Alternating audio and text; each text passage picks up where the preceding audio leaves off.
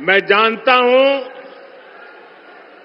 कि यहां कितनी दूर दूर तक बस्तियां हैं, गांव हैं। इसके बावजूद आप इतनी विशाल संख्या में हम सभी को आशीर्वाद देने आए हैं। मैं आप सभी का बहुत बहुत आभारी हूं। और मुझे कल बताया गया कि इतनी तेज बारिश यहां हुई थी कि लग रहा था कि आज कार्यक्रम कर पाएंगे कि नहीं कर पाएंगे। लेकिन आपका प्यार, आपका उत्साह कि आपने प्राकृतिक तकलीफों के बावजूद भी रात रात मेहनत करके इतना शानदार भव्य कार्यक्रम का आयोजन किया। मैं आपका अभिनंदन करता हूं। मैं मुख्यमंत्री जी का आभार व्यक्त करता हूं क्योंकि मुझे आगे जल्दी पहुंचना है, क्योंकि आज मुझे कर्नाटका, केरल एक लंबी यात्रा है, ढेर सारे कार्यक्रम है। तो उन्होंने अपना भाषण भी छोड़ दिया और मुझे बोलने के लिए निमंत्रित कर दिया। मैं मुख्यमंत्री जी के इस जेस्चर के लिए उनका आभार व्यक्त करता हूं। भाइयों और बहनों, अभी ज्यादा दिन नहीं हुए हैं जब मध्य प्रदेश ने पूरे देश को चौंका दिया था और होशंगाबाद ने तो कमाल कर दिया था। यहां से जो लहर उठी थी वो लहर पूरे देश में फैल चुकी है। आज देश के कोने कोने से एक ही आवाज आ रही है, फिर एक बार, फिर एक बार, फिर एक बार। साथियों, आज देश के इतिहास का बहुत बड़ा दिन है। आज संविधान निर्माता बाबा साहब आम्बेडकर की जन्म जयंती है। उनकी जन्मस्थली महू यहां से ज्यादा दूर नहीं है। महू में उनका घर हो या देश विदेश में वे जहां भी रहे, उन स्थानों पर और उन स्थानों को पंच तीर्थ के रूप में विकसित करने का सौभाग्य भाजपा सरकार को मिला है।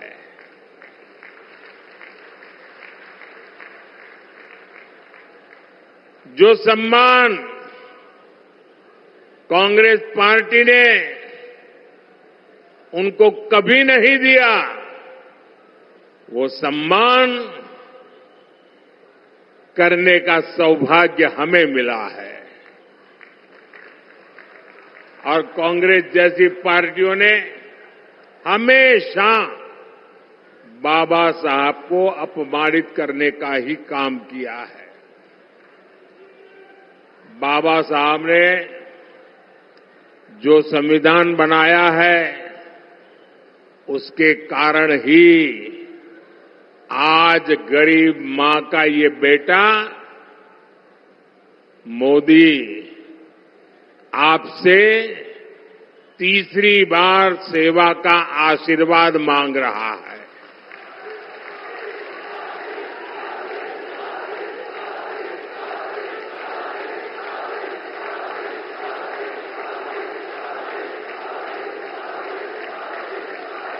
ये बाबा साहब का संविधान है, जिसके कारण आज देश की राष्ट्रपति एक आदिवासी परिवार की बेटी है। जिस समाज को सबसे अंत में पूछा गया, जिसको वंचित रखा गया, उस समाज की बेटी आज देश की राष्ट्रपति के रूप में पहली नागरिक है। हमने बाबा साहब को सिर्फ विचारों तक सीमित नहीं रखा, बल्कि आधुनिक भारत में उनके योगदान को नई पहचान दी है। आप मोबाइल फोन से जो डिजिटल पेमेंट करते हैं ना, उस डिजिटल पेमेंट जो योजना है, उसका नाम भीम यूपीआई है। ये भीम यूपीआई बाबा साहब के नाम पर हमने रखा है। भाइयों और बहनों, देश की आजादी में और राष्ट्र निर्माण में आदिवासी समाज का बहुत समृद्ध योगदान रहा है। इस मिट्टी ने तो गौंड वंश के राजा विभूति सिंह के रूप में एक महान स्वतंत्रता सेनानी देश को दिया है। यहां मेरी साथियों से प्रार्थना है कि अब मैदान में जगह नहीं है। कृपा करके आप थोड़ा संयम बरतिए। आप आगे नहीं आ पाएंगे। मुझे क्षमा कीजिए, आप में से बहुत लोग हैं जो मुझे देख नहीं पा रहे हैं। मैं इसके लिए आपकी क्षमा मांगता हूं, लेकिन मैं आपसे प्रार्थना करता हूं, मेरी आवाज आप तक पहुंच रही है। कृपया आप आगे आने की कोशिश मत कीजिए, जगह नहीं है और ज्यादा भीड़ होगी, किसी को चोट लग जाएगी भैया, और आपको चोट लगना मतलब मुझे चोट लगना होता है।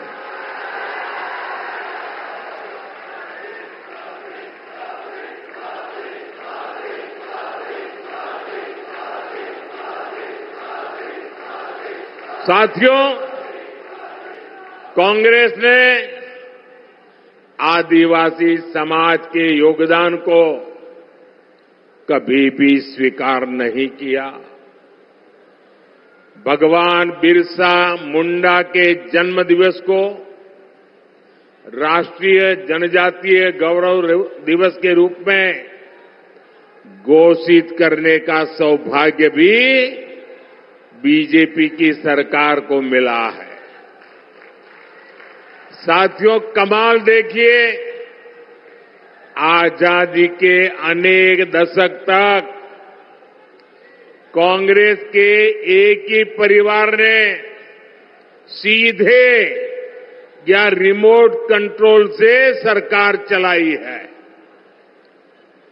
इसी परिवार ने देश में आपातकाल इमरजेंसी लगाई थी। कांग्रेस ने देश भर में लोकतांत्रिक सरकारों को जब मर्जी तब उसे पत्ते की महल की तरह गिरा देते थे। कांग्रेस ने अपने हिसाब से इतिहास को तोड़ा मरोड़ा और मर्जी मुजब लिखवाया और खुद का ही महिमा मंडन करवाया। कांग्रेस की माने तो तब लोकतंत्र ठीक चल रहा था, फल फूल रहा था, ऐसे वो मार रहे गप्पे। लेकिन जैसे ही गरीब घर का बेटा प्रधानमंत्री बना तो कांग्रेस अफवाह फैलाने लगी कि मोदी आया है, संविधान और लोकतंत्र पे खतरा हो जाएगा। ये कांग्रेस वाले आपको पता नहीं है। ये बाबा साहब का संविधान है ना, उसके कारण तो मोदी यहां पहुंचा है।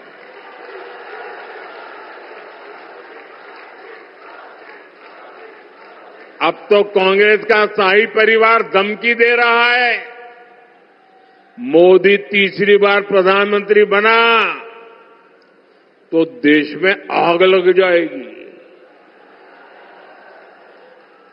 ये 14 में भी बोलते थे, कभी आग लगी क्या? ये 19 में भी बोलते थे, कभी आग लगी क्या? ये राम मंदिर के लिए भी बोलते थे, कभी आग लगी क्या? ये 370 के लिए भी बोलते थे, आग लगी क्या? बस देश को डराओ, घबराओ, भ्रम फैलाओ। भाइयों और बहनों, आग देश में नहीं लगी, आग, जलन उनके दिलों में लगी है। ये जलन उनके दिल और दिमाग में ऐसे भरी पड़ी है कि वो उनको अंदर से जलाती जा रही है।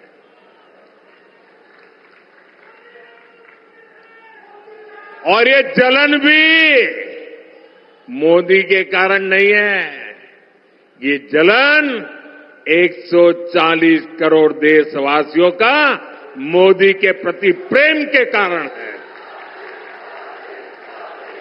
वो ये प्रेम भी सहन नहीं कर पा रहे। भाइयों बहनों, ये लोग 10 साल से सत्ता से बाहर है।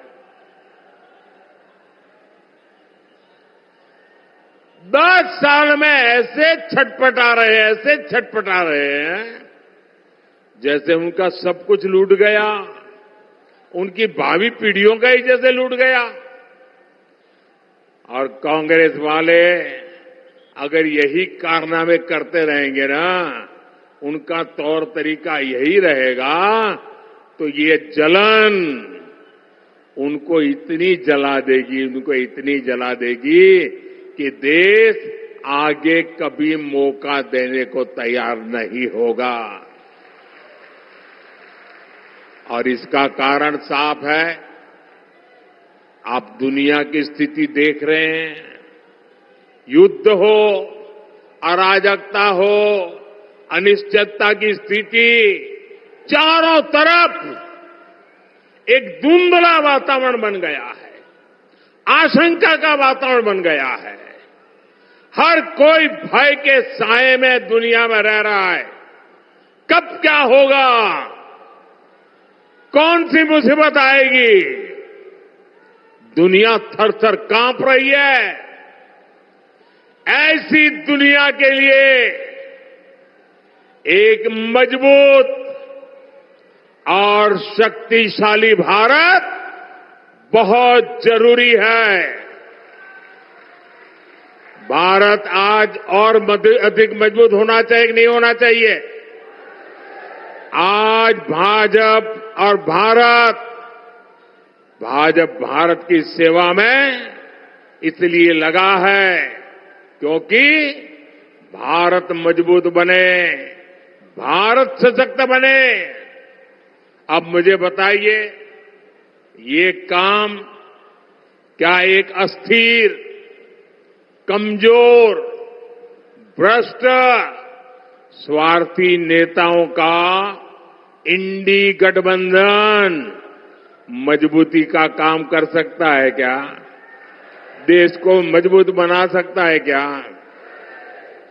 अरे जो पार्टी खुद को मजबूत नहीं बना सकती, वो देश को क्या मजबूत बनाएगी? आप मुझे बताइए भाइयों, शक्तिशाली भारत कौन बना सकता है? शक्तिशाली भारत कौन बना सकता है? मजबूत भारत कौन बना सकता है?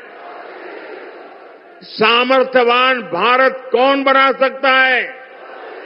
समृद्ध भारत कौन बना सकता है? शक्तिशाली भारत कौन बना सकता है? मैंने इतने सारे सवाल पूछे, मैं सोच रहा था आप लोग सही जवाब देंगे, लेकिन आपने तो हर बार गलत जवाब दे दिया। ये मोदी नहीं, ये आपका एक वोट कर सकता है, आपका वोट कर सकता है। आपके वोट की ताकत है जो देश को ताकतवर बनाएगी। आपके वोट की ताकत है जो देश को शक्तिशाली बनाएगी। भाइयों और बहनों, अभी थोड़ी देर पहले ही दिल्ली में मुझे भाजपा का संकल्प पत्र देश की जनता के चरणों में रखने का सौभाग्य मिला और यहां आने से पहले उसी कार्यक्रम में था। मैंने वहां मोदी की गारंटी के बारे में विस्तार से बताया है। आप इंडी गठबंधन की स्थिति देखिए, वो तय कर नहीं पा रहे हैं कि घोषणा पत्र एक जिम्मेवारी होती है, देश की जनता के लिए कमिटमेंट होता है। उनके सभी साथी आपस में उलट पुलट ही कर रहे हैं और ऐसे ऐसे वादे कर रहे हैं कि देश किस दिशा में जाएगा तय नहीं कर सकते। उनकी सरकार क्या करना चाहती है, कैसे करना चाहती है, ये भी उनकी बातों में कहीं नजर नहीं आता है। उनके घोषणा पत्र में एक से बढ़कर एक खतरनाक वादे हैं।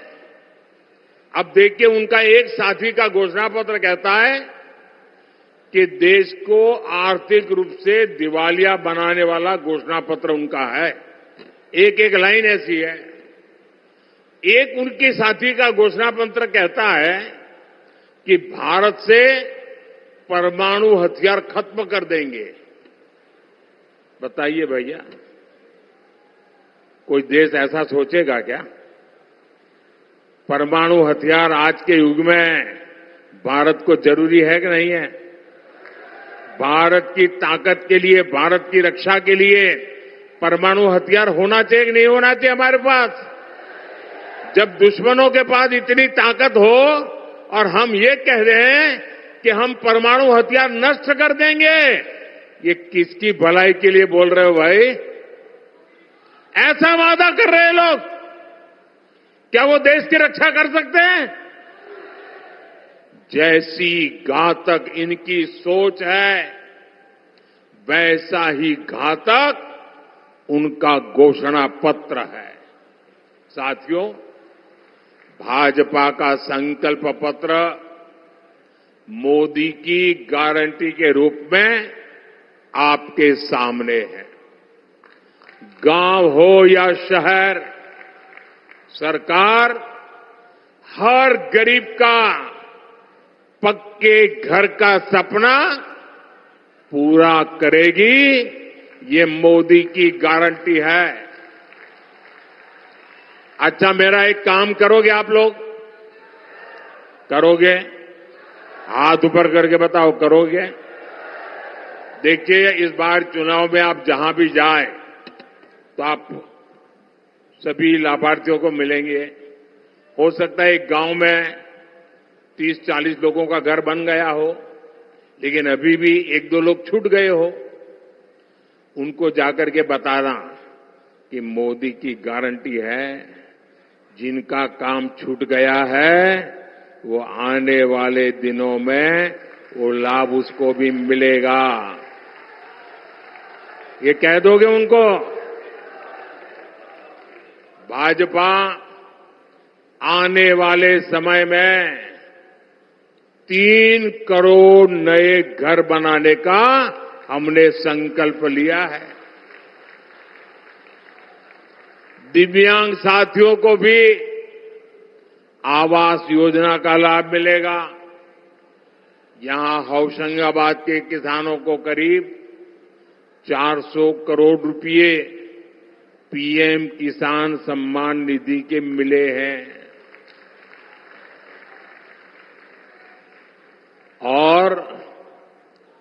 आने वाले 5 साल में ये पीएम किसान सम्मान निधि चालू रहेगी और करीब करीब 2000 करोड़ रुपया यहां के किसानों के पास आएंगे। गरीब को 5 साल तक मुफ्त राशन ऐसे ही मिलता रहेगा ताकि गरीब के घर का चूल्हा बुझना न जाए।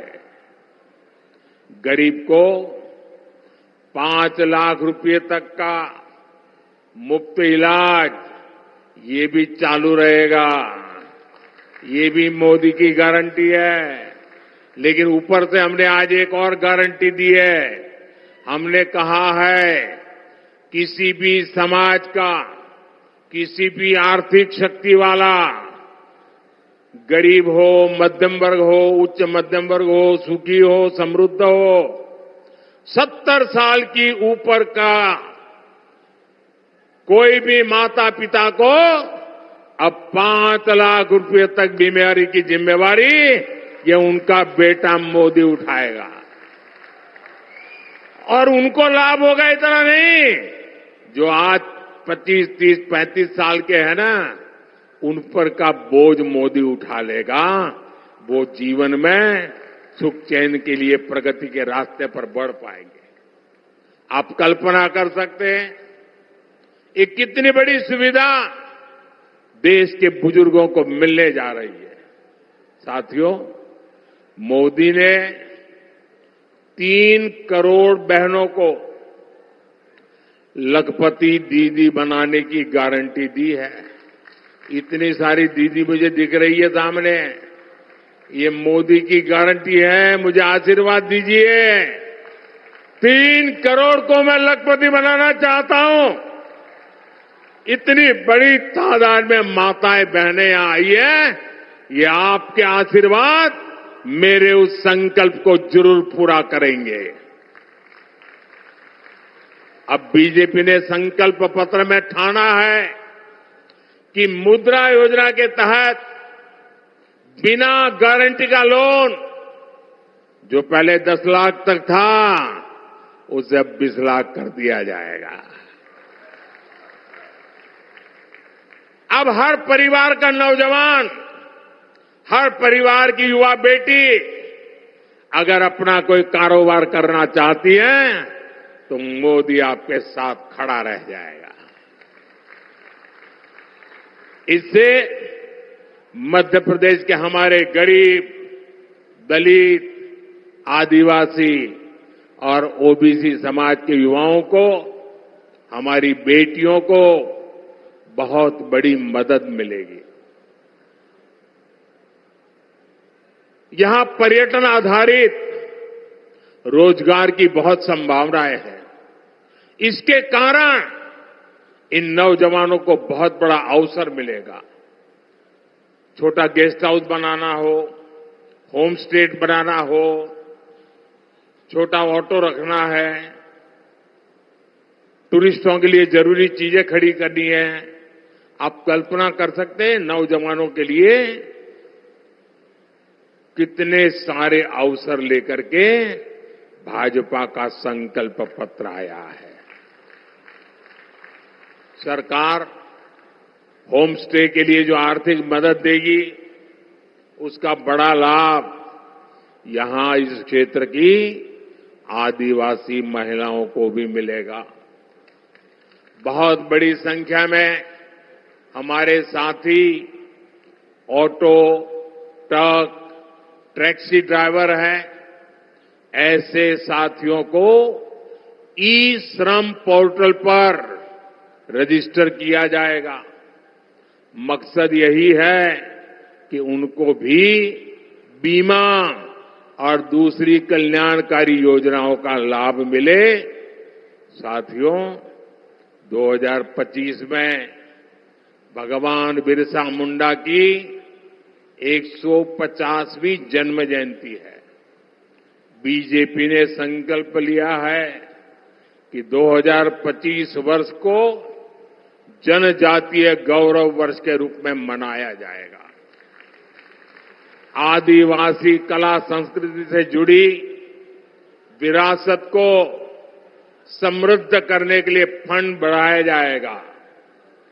एससी, एसटी, ओबीसी के कल्याण से जुड़ी योजनाएं तेजी से जमीन पर उतरे, इसके लिए हर जिले में जो कमेटियां बनेगी उन कमेटियों में एससी, एसटी या ओबीसी के कोई न कोई प्रतिनिधि उस कमेटी में रखे जाएंगे।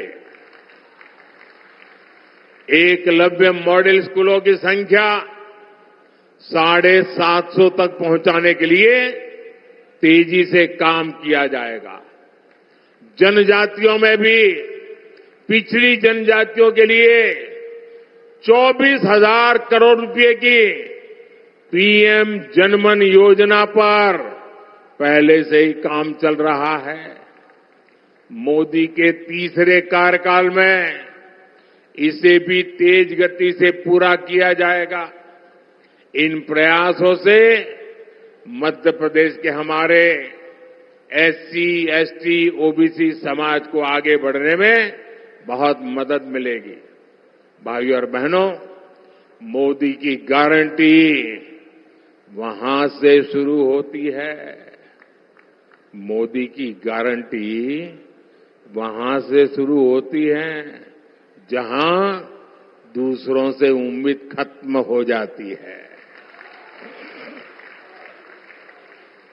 इसलिए हताश कांग्रेस ऐसी घोषणाएं कर रही है जो खुद कांग्रेस के नेताओं को ही समझ नहीं आ रहा है। कांग्रेस के शाहजादे ने अभी घोषणा की, आप भी सुनकर के हंसोगे। मैं सुनाऊं? जोरों से हंसना पड़ेगा आपको। कांग्रेस के शाहजादे ने घोषणा की और वो वीडियो भी देखने जैसा है। उन्होंने घोषणा की, एक झटके में देश की गरीबी हटा दूंगा। अब बताओ भाई, हंसी आएगी कि नहीं आएगी? आप हैरान हो गए कि नहीं हो गए? ऐसे लोगों पर कोई भरोसा करेगा क्या? अरे देश पूछ रहा है, आखिर ये शाही जादूगर इतने वर्षों तक कहां छुपा था? 50 साल पहले इनकी दादी ने देश से गरीबी हटाने की घोषणा की थी। 50 साल हो गए। 2014 से पहले 10 साल तक इन्होंने रिमोट से सरकार चलाई और कह रहे हैं कि अब बस इनको एक झटके वाला मंत्र मिल गया है। ये झटके वाला मंत्र लाए कहां से? मुझे बताइए, ये गरीबों की मजाक है कि नहीं है? ये गरीबों का अपमान है कि नहीं है जी?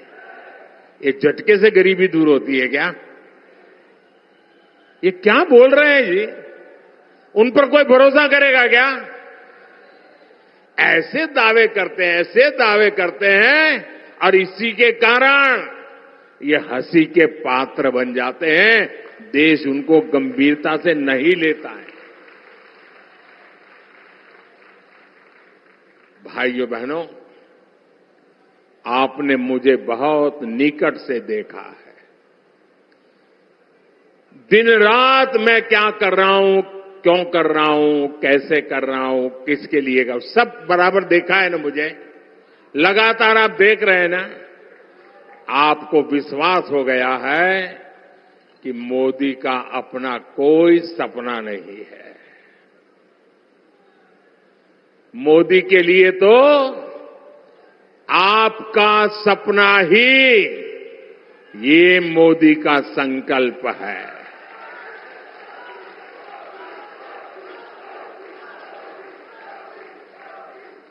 मैं आपके लिए ही पैदा हुआ हूं।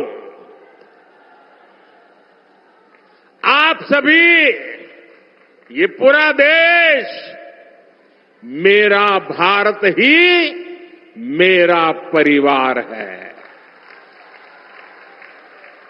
और इसलिए आज चारों तरफ चौड़ी सड़कें बनाई जा रही है। यहां अनेक रेलवे स्टेशनों का आधुनिकीकरण हो रहा है। मेडिकल कॉलेजों की संख्या 10 साल में दोगुनी हो चुकी है। कोशिश यही है कि आपको मुश्किलें न हो, आपको असुविधा न हो। लेकिन मैं कहता हूं, आप लोग कहते हैं कि यार मोदी तो बहुत काम करता है, मोदी ने बहुत काम किया, ये किया, ये किया, ये किया, ये किया, सब बोलते हैं। ये भी बोलते हैं, आप भी बोलते हैं। लेकिन मोदी क्या बोलता है? मोदी कहता है इतना सारा किया है, लेकिन ये तो ट्रेलर है, ट्रेलर।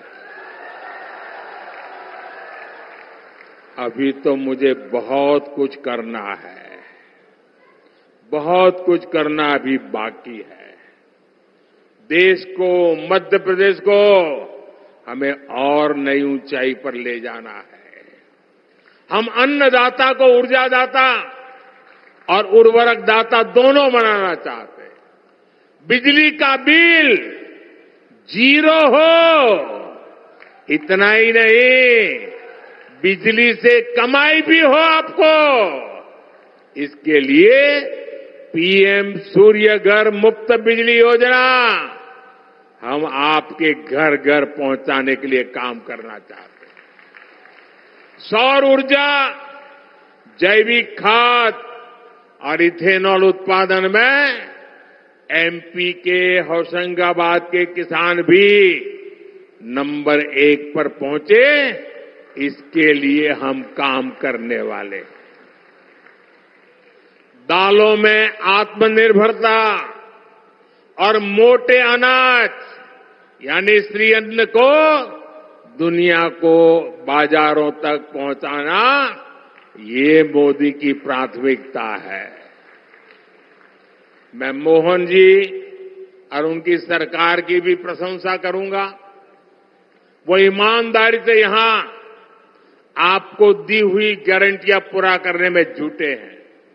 साथियों, 19 अप्रैल को छिंदवाड़ा से मेरे नौजवान साथी भाई विवेक बंटी साहू जी को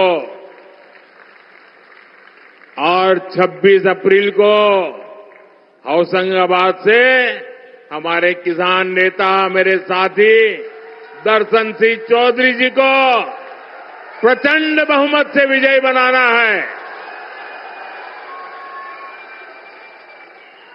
अब अगली बार साथियों, मुझे पक्का विश्वास है आप तो जीता ही जीता देने वाले हो। लेकिन मेरी एक अपेक्षा है, पुराने सारे रिकॉर्ड तोड़ने हैं, तोड़ोगे? मेरी अपेक्षा है हर बूथ को जीतना है, बूथ जीतोगे? हर बूथ जीतोगे? बूथ जीतने के लिए ताकत लगा दोगे? तो नोट कर लीजिए, अगली बार नर्मदापुरम आऊंगा तो मावा बाटी और गुड़ की जलेबी के साथ विजय उत्सव मनाएंगे। रामनवमी आने वाली है। राम मंदिर निर्माण होने के बाद इस बार की रामनवमी बहुत महत्व है, विशेष है। आपको भी इस रामनवमी की बहुत सारी शुभकामनाएं। अच्छा, मेरा एक काम करोगे? मेरा एक पर्सनल काम करोगे? ये चौधरी जी का भी नहीं है, साहू जी का भी नहीं है, मेरा है। करोगे? जरा हाथ ऊपर करके बताओ, करोगे?